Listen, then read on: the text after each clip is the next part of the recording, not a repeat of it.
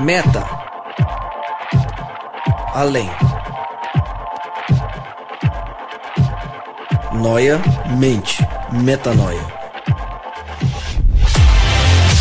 Além da mente, além do pensamento, mais longe do que estou, muito mais do que sou. Novas ideias, novas convicções. Relevância.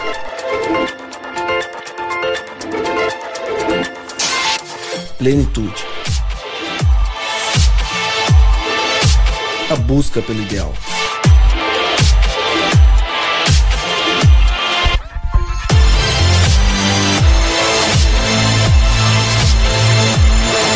Metanoia. Expanda sua mente. O que é ser uma pessoa simples? Por que simplicidade é um tema tão importante para a nossa caminhada espiritual? E aí, você é uma pessoa simples?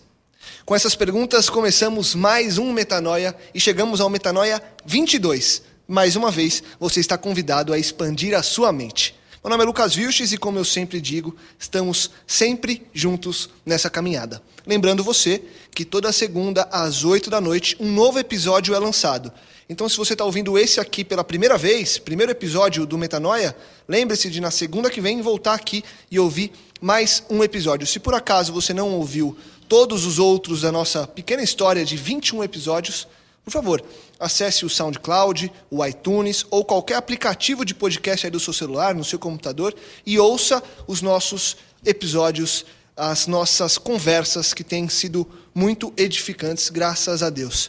Lembrando você que se você tiver algo a falar, uma sugestão, uma crítica, enfim, um convite, um pedido, fique à vontade, mande um e-mail para a gente, podcastmetanoia@gmail.com, podcastmetanoia@gmail.com. Nas primeiras vezes que a gente divulgou esse e-mail, a gente pediu para você, inclusive, se tiver alguma vontade de ler algo, alguma referência de conteúdo, pedir para a gente, enfim, tem algumas coisas que a gente lê, que a gente acompanha, e já algumas pessoas já mandaram e-mail pedindo, então fique à vontade para participar conosco, para fazer parte dessa família Metanoia.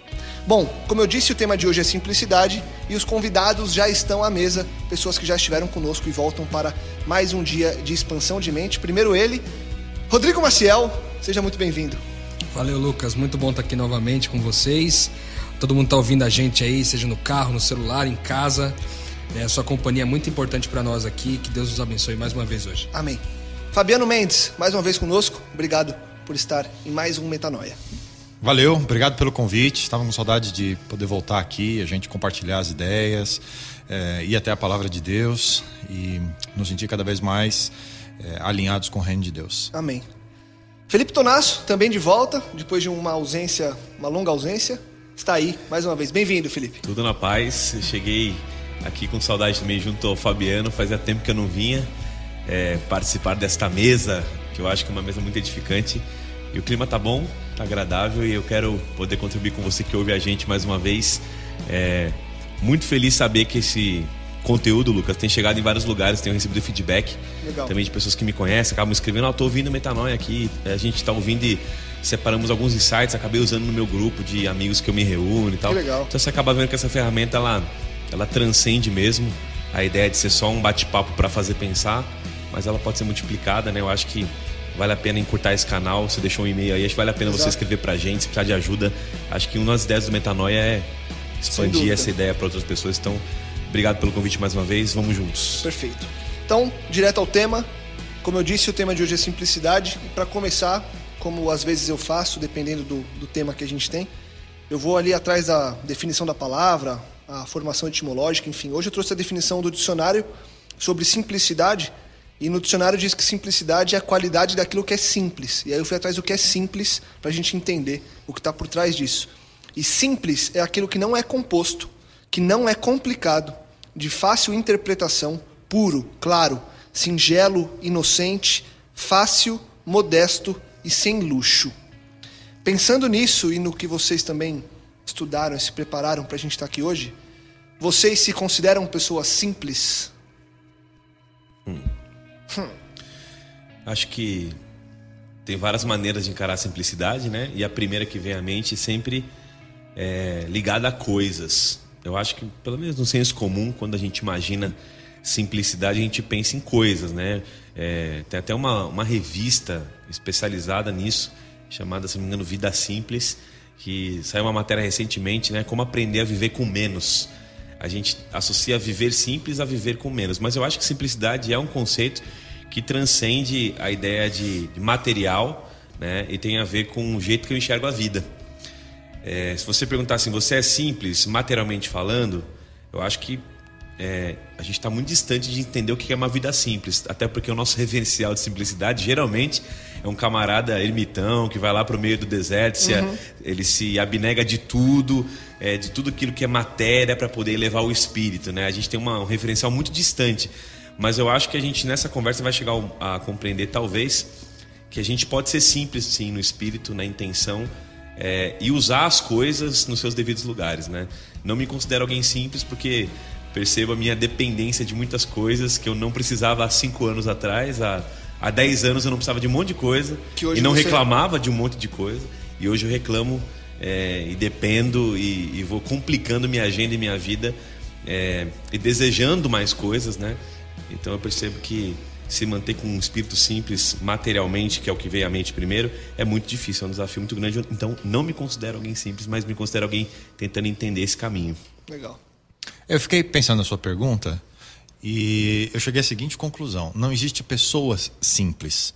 Todo ser humano é complexo, ainda mais pela definição que você trouxe para nós. Todo ser humano é complexo. Mas existem muitas pessoas que estão buscando um estilo de vida mais simples. E eu acho que a gente já tem uma complexidade tão alta enquanto ser que o viver precisa contrabalancear e ele não aumentar essa complexidade toda. Mas quando a gente olha para o estilo de vida da nossa sociedade, ele é um estilo de vida altamente complexo. Sim. Né? Uma série de fatores que se entrelaçam, que concorrem entre si. Se olhar a sociedade, a vida de hoje, ela é uma engrenagem altamente complexa. É difícil de interpretar o que é a experiência humana hoje em grandes centros, principalmente como os que a gente vive. E eu acho que essa busca por simplicidade, ela é algo que a gente precisa levar a sério. E a gente visualizar os benefícios que isso pode trazer para nós. E acho também que uma boa olhada no texto bíblico vai nos mostrar que Deus sempre indicou esse caminho. Apesar de nos criar, mesmo lá no Jardim do Éden, num ambiente idílico, o ser humano já vem à existência como um ser complexo. Sim. Mas quando você olha o estilo de vida idealizado e oferecido por Deus para o primeiro casal, idealizado para a humanidade, ele faz esse contraponto da complexidade do ser com a simplicidade do viver. E eu acho que a gente precisa... Acho que essa discussão nossa hoje vai ser muito interessante da gente pensar um pouco nisso, né? Em que áreas da vida a gente pode facilitar, pode simplificar para que aquilo que já é complexo por si só não seja confundido. Porque pode ser complexo, mas pode funcionar bem. Perfeito. Vocês acham, e aí o Roja, se quiser falar, também pode correr nisso aí também. Você trouxe o cenário que a gente vive, principalmente aqui em São Paulo, por exemplo, ou em qualquer outro grande centro, em que a vida realmente é muito complexa. E que os parâmetros que as pessoas usam também são complexos. Então, pouca gente consegue se ver de uma maneira, vou viver a simplicidade. Muita gente acha que é impossível. E aí eu já queria começar a caminhar, que você disse que a Bíblia vai trazer essa luz para a gente, com 2 perguntas para a gente continuar. A primeira, que foi o que eu fiz no começo do episódio, que no começo era retórica, mas agora eu vou trazer para a gente discutir. Por que simplicidade é um tema tão importante para essa nossa caminhada espiritual? É a primeira. E a segunda, como tornar, numa realidade como a que a gente vive hoje, como tornar essa busca por simplicidade algo palpável, algo possível de se fazer, mesmo mediante esse cenário que a gente enfrenta todos os dias. Eu acredito que isso parte de uma convicção, ou de convicções, ou de um grupo de convicções, né, para você buscar uma vida simples, porque ela é totalmente na contramão do que o mundo que a gente vive está fazendo. A gente, ainda mais falando de uma metrópole como São Paulo, como citou o Fabiano, é uma contramão muito grande, né? Então, acho que o que faz a gente mudar do estilo de vida são convicções. O que faz, por exemplo, alguém mudar o estilo de vida, das coisas, por exemplo, a partir do ponto de vista do que come, né? O cara vai se tornar vegetariano, por exemplo. O que faz ele se tornar vegetariano definitivamente? São convicções, né? O que faz um cara viver de maneira simples, na minha opinião, também são convicções. Então, eu acho que a importância disso para a nossa sociedade e a razão pela qual ela não consegue viver de forma simples hoje é que essas convicções deixaram de ser trabalhadas e começou a ser trabalhado o complexo como sendo algo bom, né? Porque o complexo para muitos pode ser sofisticado e às vezes o sofisticado aparece melhor do que o simples, né? Tem um texto bíblico, está em Mateus 18, e Jesus fala sobre as crianças, né? Que quem não for como as crianças, né, não poderia entrar no reino de Deus, no reino dos céus. Tem uma aplicação sobre isso, eu acho muito legal, porque a gente poderia falar sobre essa questão da criança em diversos sentidos, né? Sobre a questão da criança, da simplicidade da criança. A gente poderia falar da questão da criança se sentir incompetente, porque na época o contexto histórico era que as crianças eram rejeitadas tal qual eram rejeitadas as mulheres, eram menosprezadas ou marginalizadas, né? E quando ele está falando aqui de criança, a gente pode também pensar do ponto de vista da simplicidade da criança, de um coração simples, né? E aí tem um pastor que eu sigo, gosto muito, ele escreveu uma frase, um texto bem curto a respeito disso, que ele diz assim, ó: o reino de Deus é um reino para gente com coração de criança. Todo mundo brincando de roda, cada um segurando a mão do outro, sem restrição para quem chegar. Apoteose da fraternidade universal, sob a bênção do Pai, do Filho e do Espírito Santo, numa santa e bendita folia, coisa de criança. Eu acho que, no geral, nós como cristãos, ao passar do tempo, né, a gente vai perdendo um pouco essa perspectiva da simplicidade da criança, de viver em comunidade com essa simplicidade, de sempre tentar ser mais complexo, de ter uma competição sempre envolvida, de a gente sempre querer ter um papel para angariar, sempre querer ter uma posição para vencer, tem que sempre ter uma competição no meio. E eu acho que essa perspectiva que a Bíblia traz aqui em Mateus 18, Jesus dizendo a respeito da simplicidade da criança, deveria nos ensinar que a simplicidade torna o convívio muito mais fácil, muito mais bonito, coisa de criança. Né? Quem não gostava de viver? A gente, como adulto, a gente sempre lembra, vira e mexe a gente lembra, como era bom quando eu era criança, que eu não tinha todas as preocupações da vida, não tinha que pagar a conta. O que Jesus estava dizendo aqui não é que a gente ficasse como criança para sempre do ponto de vista da responsabilidade, mas eu penso que era desse ponto de vista, pode ser um dos pontos de vista da simplicidade, que a gente poderia ter no reino de Deus esse coração mais liberto, sem essa necessidade de competição, de ter que... Até mesmo para aceitar a graça, percebe? Porque a criança, na sua simplicidade, ela olha para aquilo e ela entende como um presente, ela recebe um presente, ela entende como um presente e acabou, tá tudo certo. Ela não fica tentando interpretar como funciona o presente, com que... será que intenção você deu? Com qual intenção você deu, né? Então, eu acho que esse ponto de vista da simplicidade também, que é um pouco mais abrangente, pode ser útil para a gente na nossa reflexão. Esses dias eu tive uma experiência muito interessante. Eu fui acompanhar meu pai, levá-lo no cartório para ele reconhecer firme em alguns documentos. Estava vendendo carro e vocês sabem a burocracia que tem em relação a isso, precisa ficar tudo registrado. Eu fiquei pensando, que fábrica de dinheiro que é um cartório, um tabelionato? Total. Eu vivi isso essa semana também. E como é a complexidade da vida? Porque você vai lá, você abre uma firma, ou seja, você traz todas as provas de que você é você mesmo, para depois, nos próximos documentos, você ser reconhecido como o autor ou a parte que está ali descrita mesmo. Tudo isso porque existem fraudes. E olha que coisa interessante, né? Num mundo simples, as pessoas confiariam nas palavras umas das outras.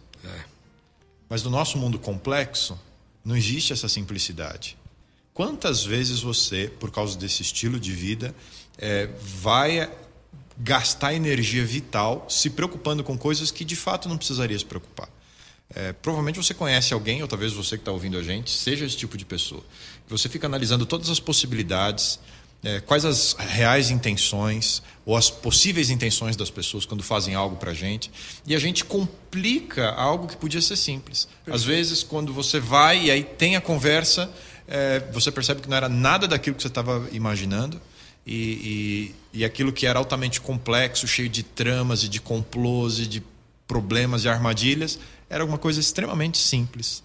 Então, a gente perde tempo e perde energia atrás de coisas complexas que poderiam ser muito melhores se fossem simples. Tá rodando algumas semanas, eu tenho visto por várias vezes esse texto, que é pelo menos foi atribuído a um bacharel de letras da USP, chama Décio Tadeu Orlandi. E eu vou ler o texto dele porque tem muito a ver com o que você falou. Diz assim: há alguns anos entrei numa estação de metrô em Estocolmo, a tão civilizada capital da tão primeiro-mundista Suécia, e notei que havia entre muitas catracas comuns uma de passagem livre. Questionei a vendedora de bilhetes o porquê daquela catraca permanentemente liberada, sem nenhum segurança por perto, e ela me explicou que era destinada às pessoas que por qualquer motivo não tivessem dinheiro para a passagem. Minha mente incrédula e cheia de jeitinhos brasileiros não conteve a pergunta óbvia, para nós, claro. E se a pessoa tiver dinheiro, mas simplesmente quiser burlar a lei? Aqueles olhos suecos e azuis se espremeram num sorriso de pureza constrangedora. Mas por que ela faria isso? Me perguntou. Não lhe respondi. Comprei o bilhete, passei pela catraca e atrás de mim uma multidão que também havia pago por seus bilhetes. A catraca livre continuava vazia, tão vazia quanto a minha alma brasileira, envergonhada. Nossa. Tem muito a ver com justamente isso. É justamente isso. A gente complica demais a vida. Às vezes a gente tem um conceito, virou moda falar que tudo é relativo, né? E, de certa forma, a gente não erra se dizer que simplicidade também pode se relativizar o conceito. Por exemplo, eu fui recentemente a uma lanchonete hiper tecnológica, onde, para simplificar o processo de atendimento, você pede na sua mesa, numa telinha, que está ali já o cardápio, as fotos do que você vai querer, você pede ali, o garçom só traz na sua mesa, você escolhe a sobremesa, o que você quer, você clica, assim, touchscreen ali, e no final você quer pagar a conta, você fecha a conta na sua mesa, divide por quantas pessoas você quer, inclui o quanto você quer dar de gorjeta, passa o seu cartão na mesa, na sua maquininha e sai um recibo. Então, ou seja, simplificou, né, para o serviço. Só que eu fiquei pensando assim, se meu pai tivesse que pedir aqui, né, que minha mãe tivesse que começar a pedir aqui, ia ser altamente complexo para eles, né? Mas tem um fator que a simplicidade se torna universal e atraente a todo ser humano, que é quando ela está posta para cumprir um propósito maior. Por exemplo, Jesus, se ele tivesse vindo cheio de complexidade na sua fala, cheio de complexidade na sua chegada, talvez, ou de pomposidade ou luxo, como você citou lá no início da definição, os ruídos que Jesus teria criado, estaríamos colhendo até hoje. Talvez ele jamais seria o Messias que ele foi. E ele escolheu o caminho da simplicidade para cumprir um propósito de um Deus que é altamente complexo para a nossa mente humana, mas se revela de forma muito simples. E na simplicidade, as janelas que Jesus ia conseguindo abrir na sua fala, usando metáfora de pescador, podendo lidar com os pobres, ele conseguia cumprir um propósito, né? Então, quando o Rodrigo fala de convicções, que a gente tem que lembrar delas para poder ser simples, esse aspecto para mim é universal, não é relativizado. Todo cristão e todo discípulo deveria ser simples como Jesus. Não tem como relativizar isso. Mas simples aonde? Simples como? Depende. Não tem. Tem um espírito de simplicidade em Cristo que tem que ser copiado mesmo, porque Ele é o mestre. Isso é inegociável. Você pode relativizar tecnologia, luxo, porque ser simples para um rico pode não ser simples para um pobre. Ok, mas no aspecto de caráter, de pureza e simplicidade, para cumprir o propósito de Deus, todo cristão é chamado a ser como Jesus. E aí a Bíblia ela não tem essa ideia nela de acúmulo, por exemplo, de coisas que vão roubar a simplicidade da sua vida. Essa ideia de acúmulo não existe na Bíblia, a não ser o acúmulo de reino e tesouros, na verdade, no reino dos céus.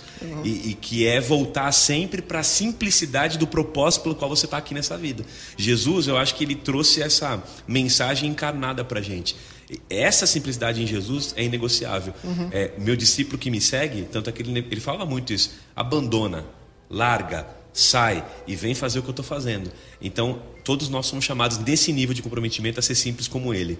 Cavando aí onde você está falando, Fê, a parte em que Jesus, você falou da fala, de como ele veio, e aí talvez alguém ouça agora e gere uma interrogação, e eu queria que a gente explicasse isso, talvez.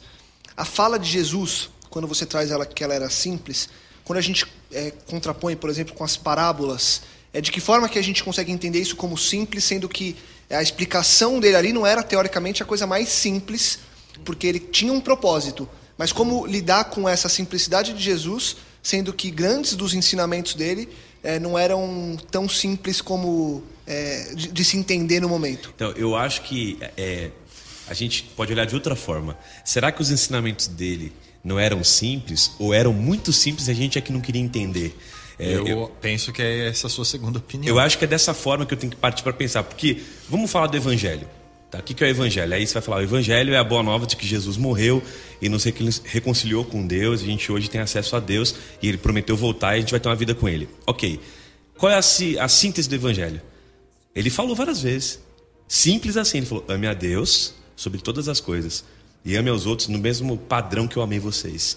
E vocês vão entender que o resumo da lei, isso é o Evangelho. Aí a gente complica tanto.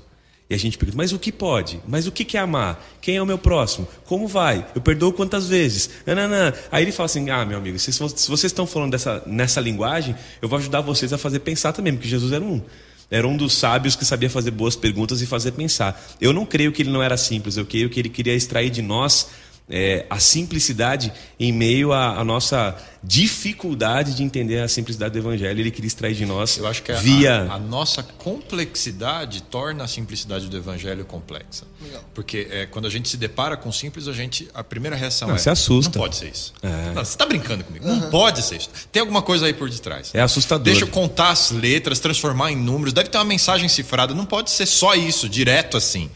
Mas é assim, direto assim. Então, quando você pega os fariseus, era inconcebível o que Jesus falava, porque eles tinham um outro método, né, de explicar as coisas e que era altamente complexo, né?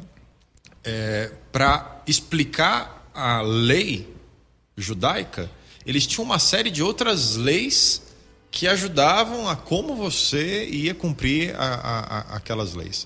Então, eu acho que a complexidade humana é que acaba atrapalhando causando problemas naquilo que de fato é simples. E essa complexidade que o Fabiano falou, eu acho que ela vem da nossa soberba, cara, da nossa vaidade, do nosso orgulho, sabe por quê? Porque, o que nem o Felipe falou, a lei era sempre essa, tipo, ama a Deus sobre todas as coisas, de todo o coração, de todo entendimento, de toda a sua força, e ao próximo do mesmo jeito que eu te amei, né? A simplicidade era essa. Por que foi necessário essa criação de um monte de regras? Porque no fim as pessoas queriam angariar vantagens umas sobre as outras. E aí utilizar das ferramentas de explicação da lei para ter vantagem sobre outras pessoas. As brechas na lei. A gente já falou disso aqui e a gente dá o nome disso de iniquidade. De iniquidade. Quando a iniquidade tomou conta no coração da gente, a gente não quis mais distribuir a graça de que era ser simples. A gente quis reter pra gente o direito de você pode ser, eu não quero ser simples. Eu vou fazer de você alguém simples para poder ter benefício sobre a tua simplicidade, né? Exatamente. Essa coisa do interesse, da exploração, né? Agora, quando a gente fala de simplicidade, a gente está aqui conceituando e tudo. E eu acho que não tem como a gente falar de simplicidade e a gente não falar da questão material financeira, sabe? Porque por que eu acho que isso é tão importante de ser dito, né? Porque a gente poderia ir para diversas frentes aqui e de simplicidade todas estariam corretas, porque simplicidade abrange muita coisa, não é só questão material. Mas eu acho que hoje, como o dinheiro é a raiz de todos os males, né? O amor ao dinheiro é a raiz de todos os males, eu acho que ele impacta muito na nossa dificuldade de ser simples hoje, né? Porque tem um verso bíblico que está em 1 Timóteo 6, 6:10, na verdade, diz assim, pois o amor ao dinheiro é uma fonte de todos os males. Algumas pessoas, por quererem tanto dinheiro, se desviaram da fé e encheram sua vida de sofrimentos. Ou seja, o propósito da vida ser simples, a gente vinha falando da questão da criança, né? Coisa de criança, era para a vida ser uma coisa de criança, para a gente ser uma roda, onde a gente, né, dá a mão uns para os outros e tal. Só que, por a gente amar demais o dinheiro, a gente acaba chegando nesse ponto de vista de ter uma vida cheia de tristeza, por querer tanto dinheiro, às vezes a gente não conseguir alcançar a felicidade. Porque, afinal de contas, é aquela teoria lá de Maslow, né, das necessidades infinitas.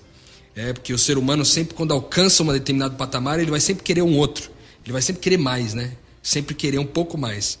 Então eu acho que essa simplicidade do ponto de vista financeiro é muito interessante a gente parar para pensar. Há alguns dias eu vi um vídeo no Facebook do presidente do Uruguai. Achei espetacular. Ele colocou uma uma reflexão. Eu não sei quando. Ele é bem conhecido por andar de carro velho, assim, né? Mujica. Como? O Mujica. Mujica. E ele deu uma declaração que eu achei espetacular, que ele fala que essa nossa vontade de consumir, de querer mais produtos, de querer angariar mais coisas, de querer ter mais coisas materiais, a gente não para perceber que para eu adquirir, por exemplo, um novo carro, quantas horas eu tive que trabalhar para poder pagar aquele carro. E aí ele faz uma analogia de quanto de vida a gente gasta para ter o dinheiro para comprar o carro. E aí ele fala que o grande mal da humanidade está nisso, de entender que a vida está em você vender a sua vida para ter dinheiro para comprar um carro que, na verdade, você pagou ele com a vida, entendeu? Você gastou com vida isso. E aí isso é muito interessante para a gente, porque se aquilo que a gente investe, aquilo que a gente decide comprar, a gente está dando a nossa vida por isso...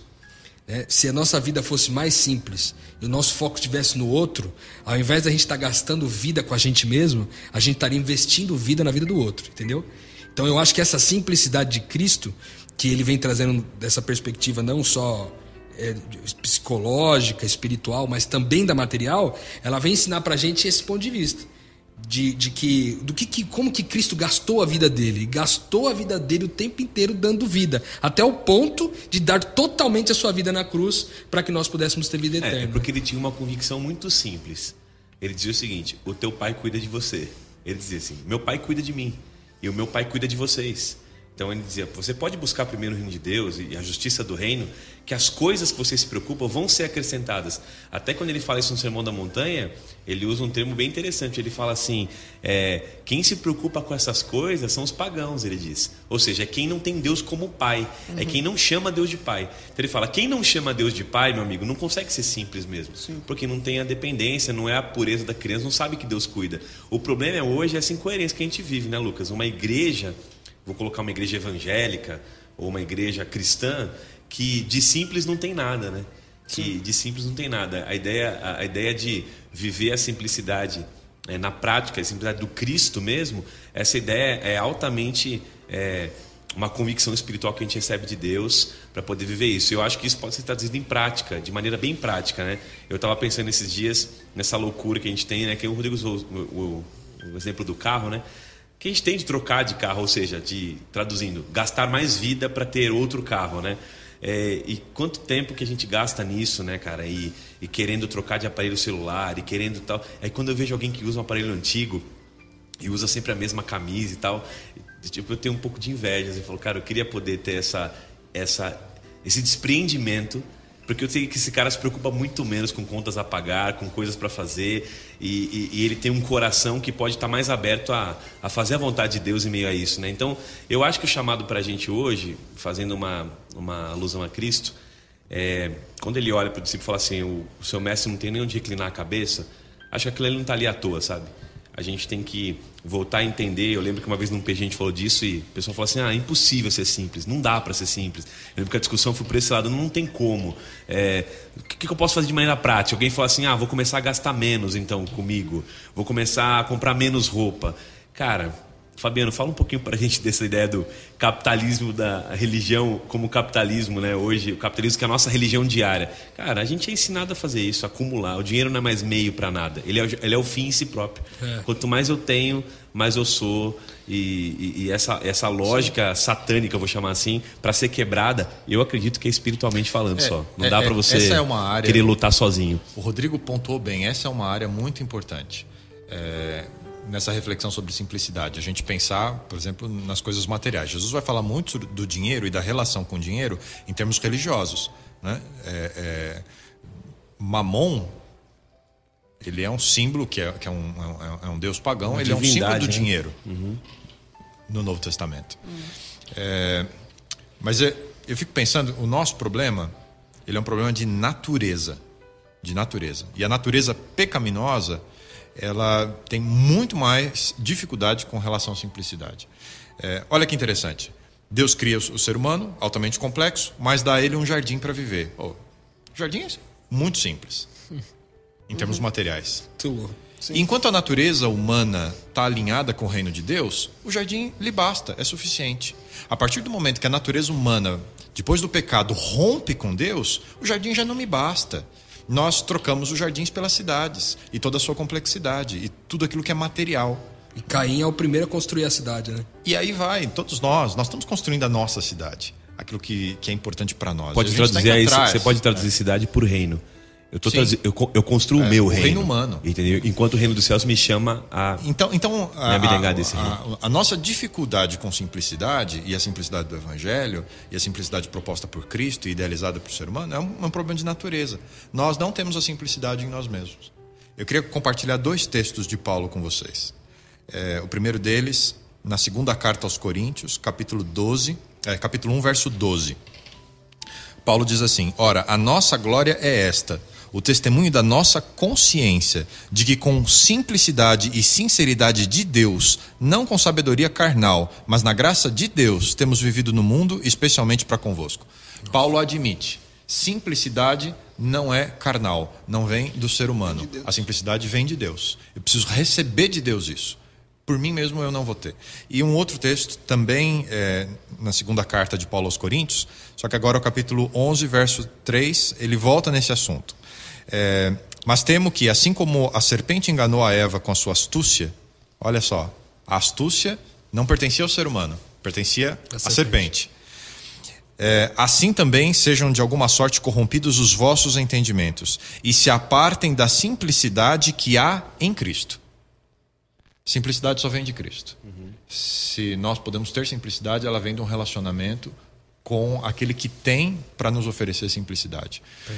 Então a gente precisa entender, né? A sua pergunta foi como desenvolver simplicidade. Primeiro, compreender que é uma coisa que eu não tenho e que eu só recebo isso espiritualmente a partir do meu relacionamento com Jesus Cristo.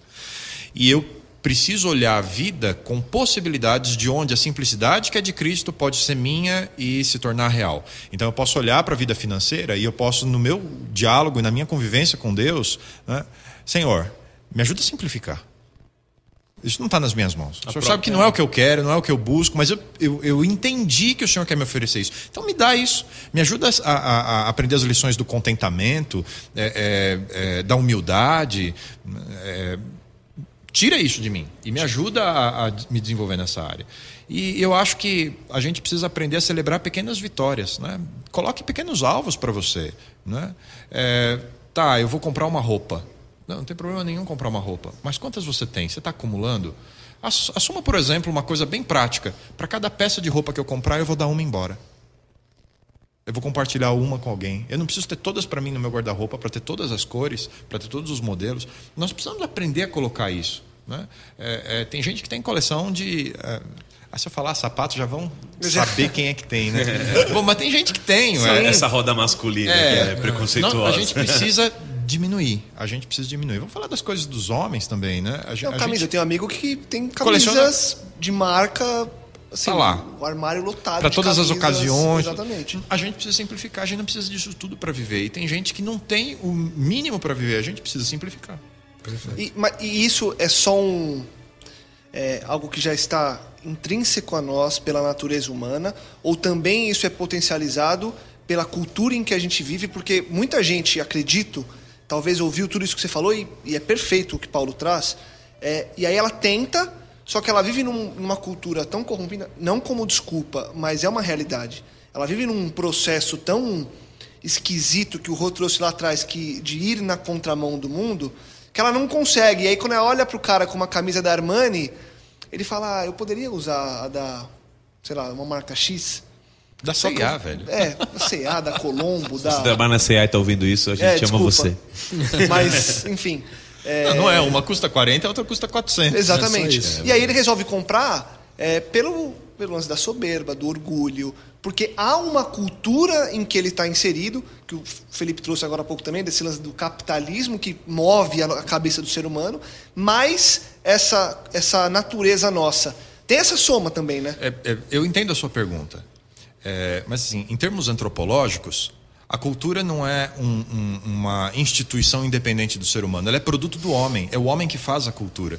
Então, se existe uma cultura que prega o materialismo e prega a complexidade, ela foi feita pelo ser humano. O que nós podemos fazer é uma contracultura que ela vem da presença de Cristo Jesus na nossa vida, que é a cultura do reino de Deus.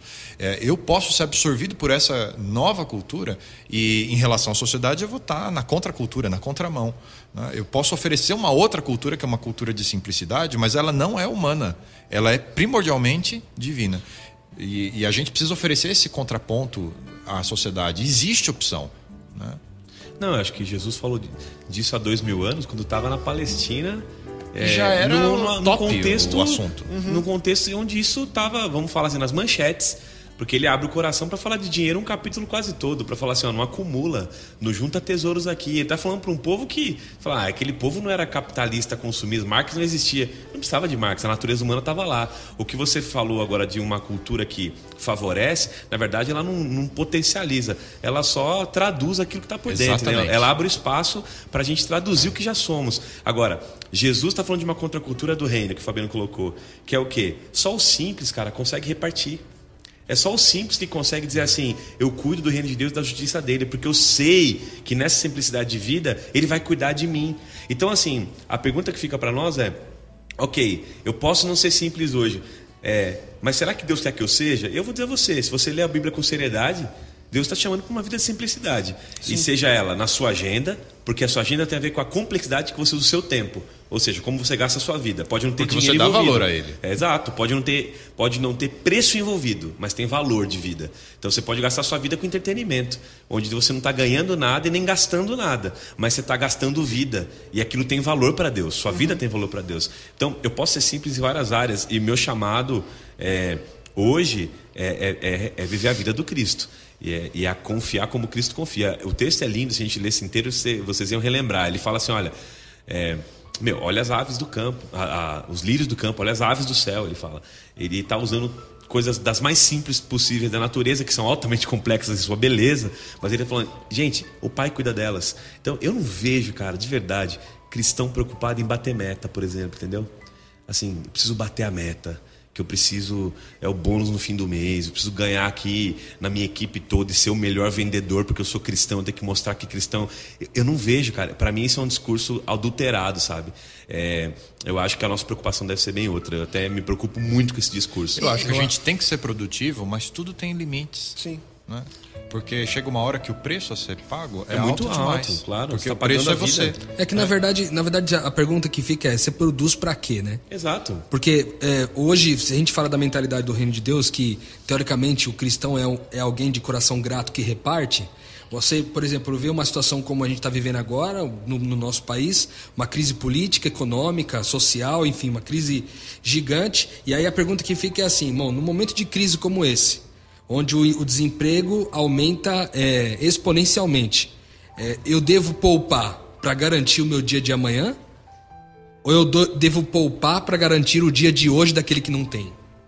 Entendeu? Pois é. Então fica essa pergunta. Porque quando isso é contracultural, porque vai falar disso numa roda. Pois é. Não, todo mundo fala todo mundo investir, fala assim, cara, mas você é louco, porque se você não poupar... Então, aí eu vou lembrar vocês do Salmo 1. Ele fala, bem-aventurado o homem que não ouve o conselho dessa geração, vou traduzir assim, tá? Para colocar uma linguagem comum.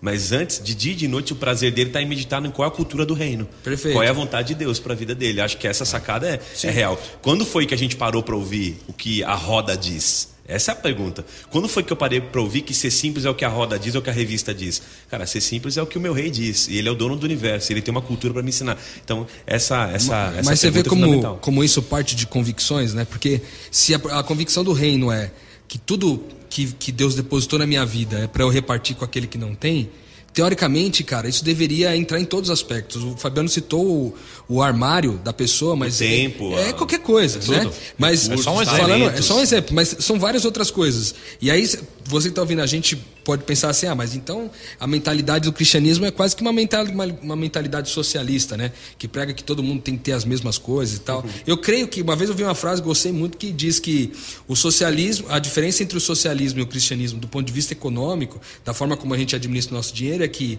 no socialismo todos têm as mesmas coisas, todos devem partilhar dos mesmos direitos e de questões financeiras, ter as mesmas coisas. No cristianismo todos repartem o que têm. Então não é que todos os cristãos têm que fazer um voto de pobreza, né? Mas todos os cristãos têm que fazer um voto de simplicidade, porque não é que é um voto por palavras, é um voto porque se eu escolhi viver a vida do Cristo, e o Cristo prega a simplicidade, o Cristo prega o repartir, então não importa se eu tenho pouco ou se eu tenho muito, a minha predisposição no coração é sempre de repartir, é sempre de trocar com aquele que não tem. E aí, isso é muito louco porque há felicidade nisso.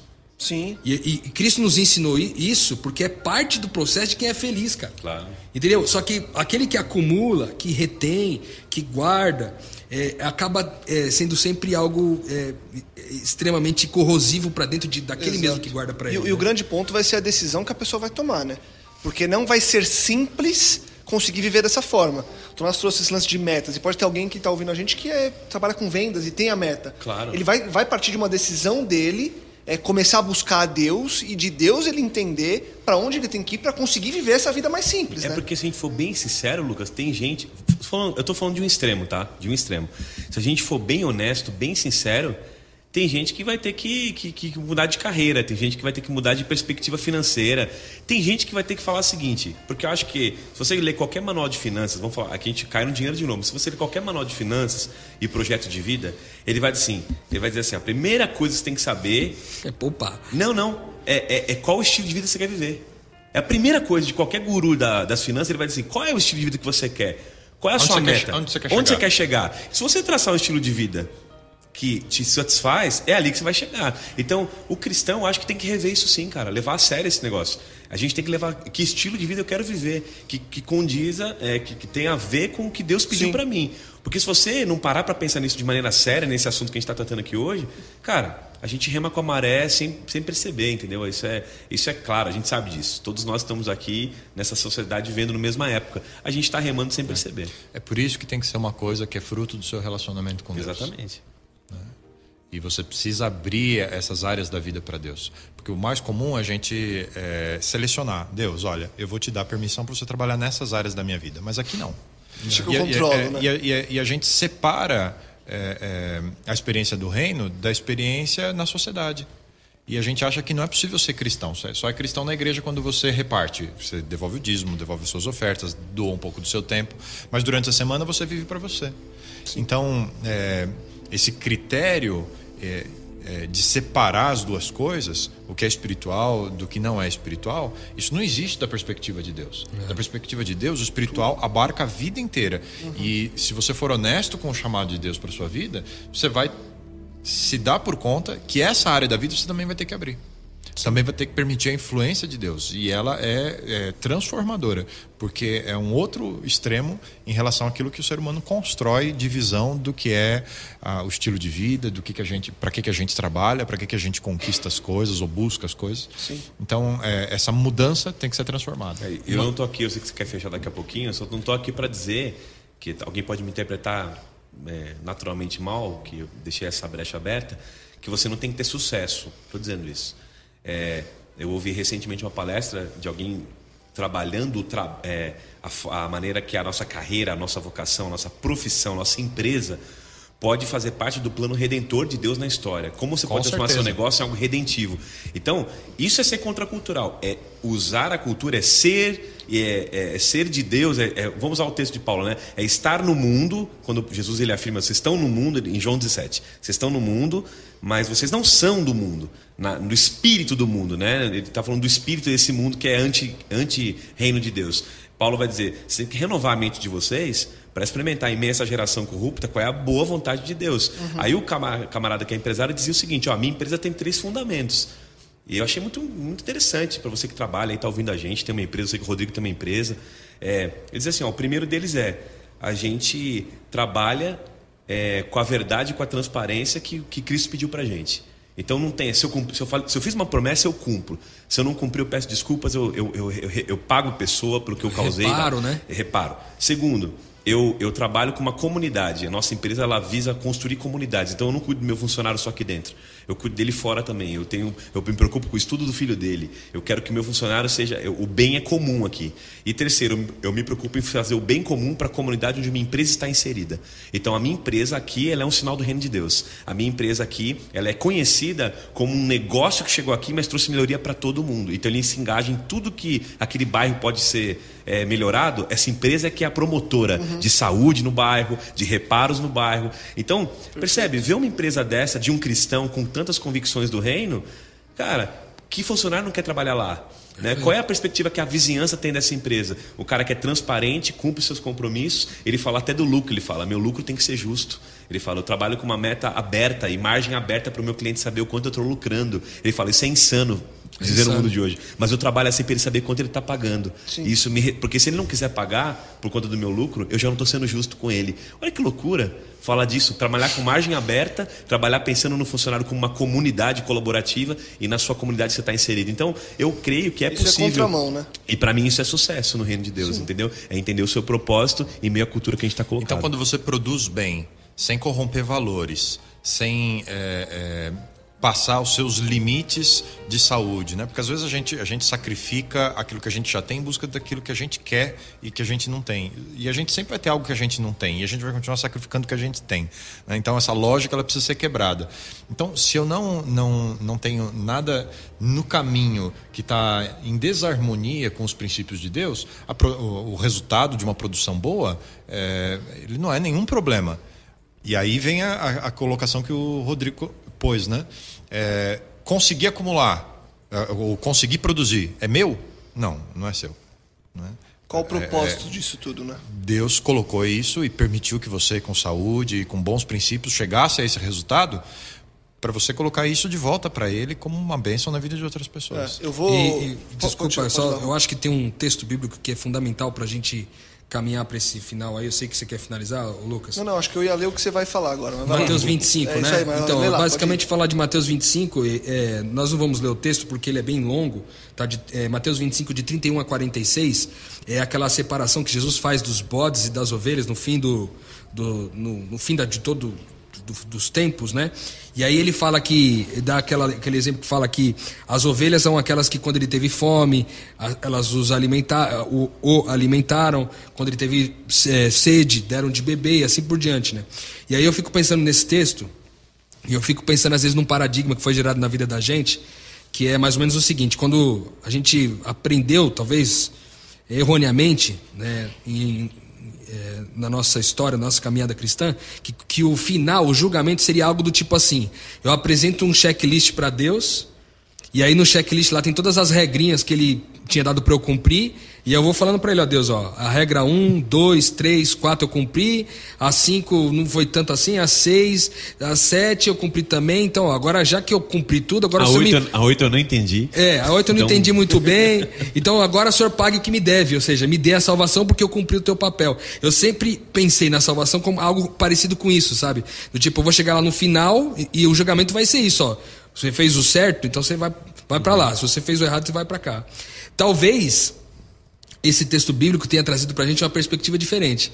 Que o julgamento no final não vai ser um checklist que eu apresento para Deus e Ele me dá um veredito se eu estou salvo ou não. Mas talvez a salvação seja uma pergunta como essa, né? Talvez alusivamente uma pergunta como essa. Felipe Tonasso, eu tinha uma bênção para depositar na vida da Mariana, que é a sua esposa. Mas eu depositei na sua conta, você entregou? Então, o que esse texto bíblico diz para mim hoje é algo como isso, porque o critério que Jesus utiliza para separar ovelhas e bodes é o comportamento delas diante de uma situação onde poderia ser aplicado o amor. Alguém com fome foi alimentado, alguém com sede bebeu, alguém que estava precisando de lugar para dormir, você cedeu. Então, esse amor... Você vê que ele não fala aqui de mandamentos, percebe? Ele fala do amor, da entrega, da oferta que a gente faz na vida das pessoas. Então eu creio sinceramente que um perfil de ovelha, não que as ovelhas façam isso para as pessoas porque querem algo em troca, até porque no texto bíblico, se você olhar aqui, as ovelhas perguntam, mas quando é que fizemos isso, Jesus? Sim. E aí ele começa, quando vocês fizeram era um estilo de vida, né? Exatamente, quando vocês fizeram a um dos meus pequeninos, a mim o fizeste. E aí eu queria trazer uma reflexão para você que está ouvindo nesse sentido. Quando Jesus fala assim, ó, quando fizeste a um dos meus pequeninos, a mim o fizeste, eu acho espetacular essa parte, porque quando a gente está fazendo bem para alguém, quando o cara que finalizou lá as vendas e o bônus caiu na conta dele e agora ele tem um valor ali dentro, e aí ele reparte com aquele que não tem, quando ele fez isso para alguém, fez para um pequeno Cristo que vivia dentro daquele cara, entendeu? Então não fez só o bem para Mariana, mas fez o bem para o Cristo que vive na Mariana, percebe? Então eu acho que não há um ápice maior da sofisticação do que a simplicidade, cara. Porque o que Cristo veio mostrar aqui para nós nesse texto, Mateus 25, é que o mais sofisticado que existe é a simplicidade do coração do ser humano, que entendeu que nada é seu, mas é nosso, né? Então isso é maravilhoso demais. Poder ver isso e olhar para a vida dessa forma e poder dizer que aquilo que Deus depositou na minha vida era para eu entregar para alguém e eu entreguei e cumpri o propósito. Eu posso entender que quando eu chegar lá em cima, quando eu estiver lá no céu, o galardão que me será dado não serão uma casa de ouro, numa rua de ouro, ou nada material que eu tentei conquistar aqui na terra, mas serão pessoas que eu tive a oportunidade de amar e fui até o fim por elas. Para mim isso é juntar tesouros no céu. E isso é viver uma vida de simplicidade? É o começo, pra gente começar a sair daqui tomando decisões, né? Não é fácil. Toda vez que a gente discutir esse tema, sendo bem sério com você que tá ouvindo a gente, dá uma sensação de que a gente tá discutindo, mas ninguém tá muito disposto a encarar isso de verdade, sabe? Igual quando você diz assim, perdoa o imperdoável. Ah, não, imperdoável não dá pra perdoar. Dá pra perdoar o que eu consigo. Não, mas ele tá mandando você perdoar o que não dá pra perdoar. Aí a gente discute, parece assim, ah, não, mas será que é isso? Eu acho que esse tema é mais ou menos parecido, sabe? É um chamado de Jesus, como o Fabiano falou. Não está em mim, é espiritual. E eu tenho certeza que nele, eu posso ser simples. Estando nele, buscando a mente do Cristo, eu posso ser mais simples. Eu sempre falei de mim pros líderes que a gente conversa, discute, dificuldades que tem. Todos os grupos que a gente discutiu, acho que 90% do grupo falava, eu tenho muita dificuldade com esse tema. Então acho que a gente podia saber, se juntar você que ouve a gente em oração para poder viver o plano de Deus nessa área da nossa vida também, porque Ele está chamando a gente para isso. Uma pergunta que fica talvez aí é, há felicidade sem simplicidade? Pois é. Será que há felicidade sem simplicidade? É possível ser feliz não sendo simples? Verdadeiramente feliz. Verdadeiramente feliz? Completo? Contento? Com a pergunta do Rodrigo, a gente vai encerrar então. Responde pra gente no e-mail, né? Exatamente. Se você tiver mais alguma pergunta, dúvida, enfim, quiser algum material, procure a gente, fale com a gente, mande seu e-mail para que a gente possa estar juntos nessa família, podcastmetanoia@gmail.com. Mais um episódio. Eu te convido a compartilhar, divulgar e ajudar com que mais pessoas também possam expandir a mente. Semana que vem a gente volta com muito mais. Esse foi mais um podcast Metanoia. Metanoia, expanda a sua mente.